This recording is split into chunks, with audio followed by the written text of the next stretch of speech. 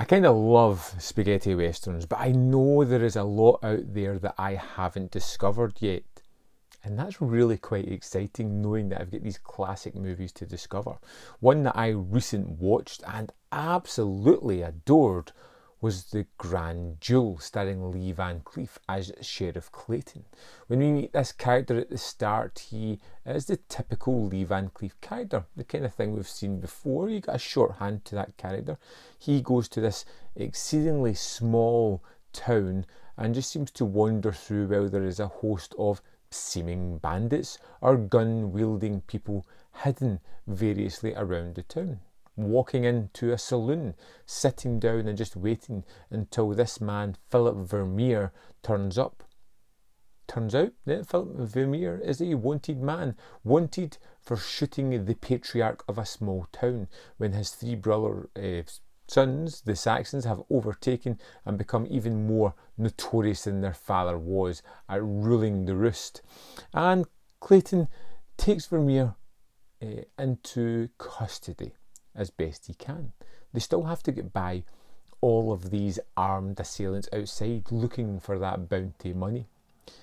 And we get a wonderful shootout at the start of this movie. We get to see a wonderfully acrobatic Vermeer evade rather jauntily around this rather set up set that they have, and creates these wonderful kind of moments. We have Lee Van Cleef being super cool and biding his time, and then ultimately unleashing the badass that we know he can be. But it's really this kind of partnership which is both up and down that just is so wonderful. Lee Van Cleef and Alberto Dentiste together are a wonderful pairing of characters. They really have this rapport as we get the super cool, laid-back Sheriff Clayton and the kind of wound-up, exuberant, athletic and acrobatic Vermeer as two characters. And you have this idea that they're both honourable characters. They both have, they know what the straight and narrow is. They won't tolerate people's bad behaviour, and ultimately they're going to come together to take down the Saxons because Vermeer was framed. He didn't kill the patriarch, and he wants to find out who did it just as much as Clayton wants to clean up the town. Gorgeously shot. The movie looks amazing, stunning put together. The restoration is just absolutely pristine, and this looks amazing with some wonderful sets that are just stunning as well to see. It has surprising moments throughout the movie. There is this artistically shot black and white moment where we see the patriarch being assassinated, and it's an expertly staged, wonderfully set up pinnacle moment of the movie that is kind of black and white, so textured, with smoke coming off this steam engine that's going by, groups of folk, shadowy figures.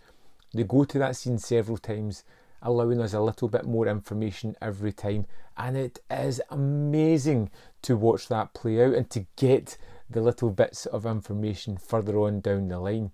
The relationships of the characters was the driving force. The action was exemplary. The bad guys were over the top bad guys, the kind that I really enjoy seeing getting their comeuppance at some point.